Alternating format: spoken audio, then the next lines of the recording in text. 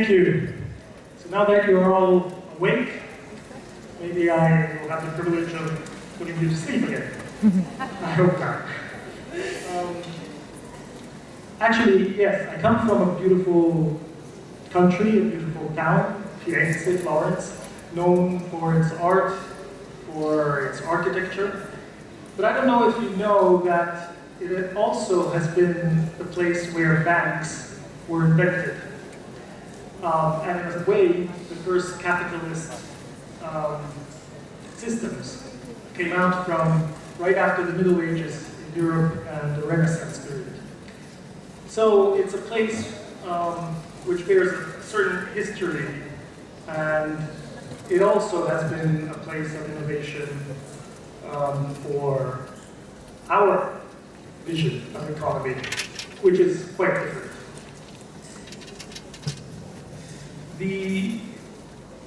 The continent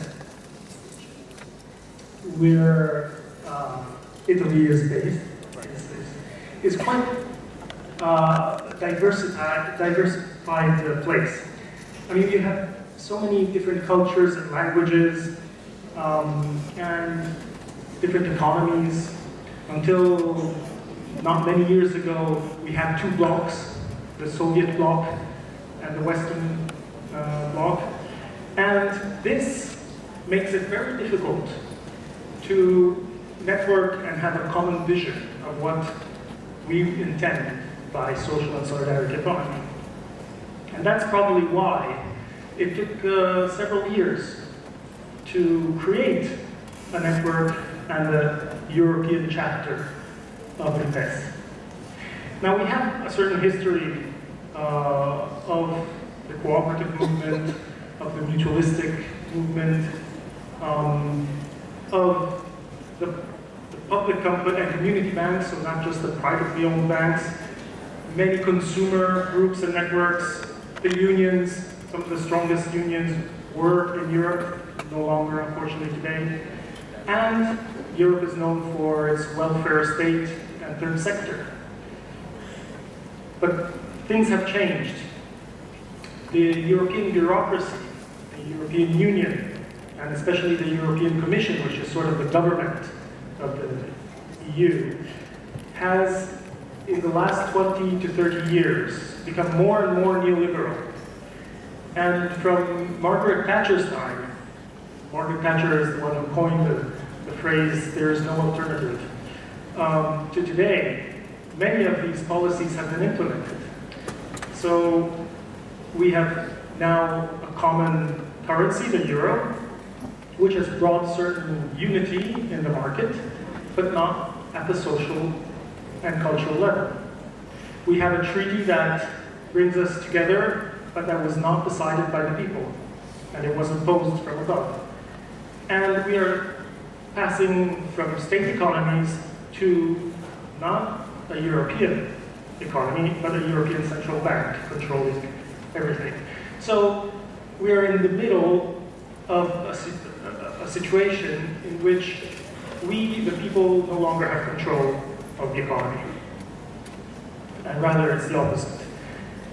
And in the years, I mean, since the fall of the Berlin Wall, that is the end of the communist regime, 1989, to the whole protests against the WTO, the World Trade Organization, and the various G8s, the greatest 8 governments, powers in the world.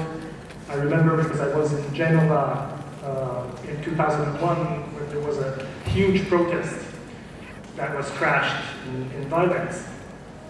All of these movements have developed, and for many different things.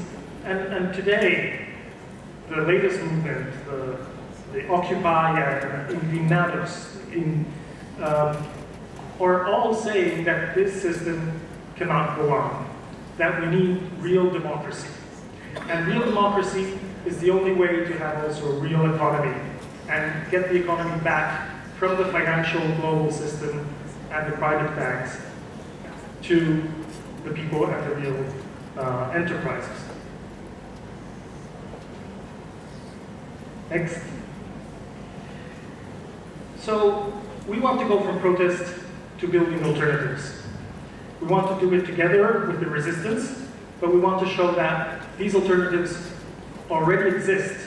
And they're not only alternatives on the side of the capitalist economy, they are transforming society, transforming communities. They are transforming people.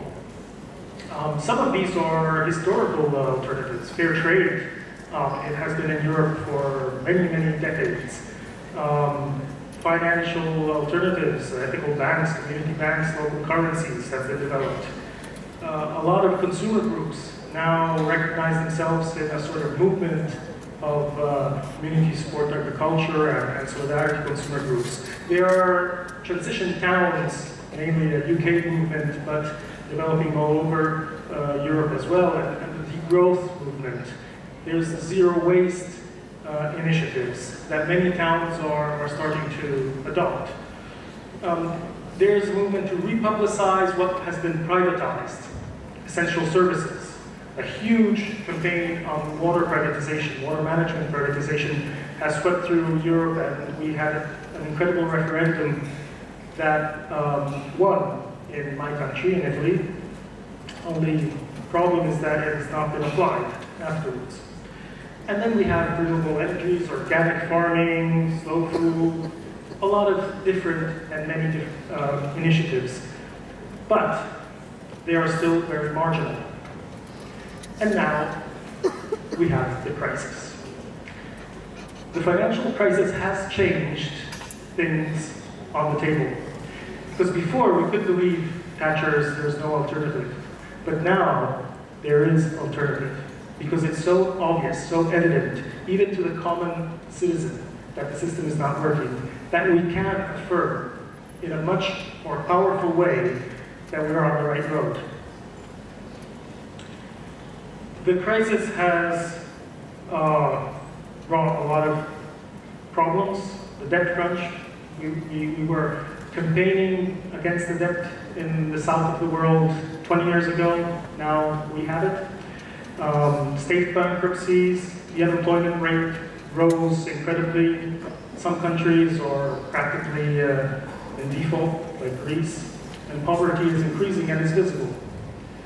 So, at this point, all the alternatives are showing their vitality. Fair trade, organic farming, renewable energies, all of these are actually growing in counter tendencies to the rest of the economy. True, they're not exempt from the crisis, and it's slowing down, but they're much more vital. And there is also an initial recognition, as the one in Canada, but now in France it will be discussed in November, and in other countries or at regional level, many new framework laws are starting to recognize not a sector of the economy, but a different way of doing the economy, so allowing it in a legal way.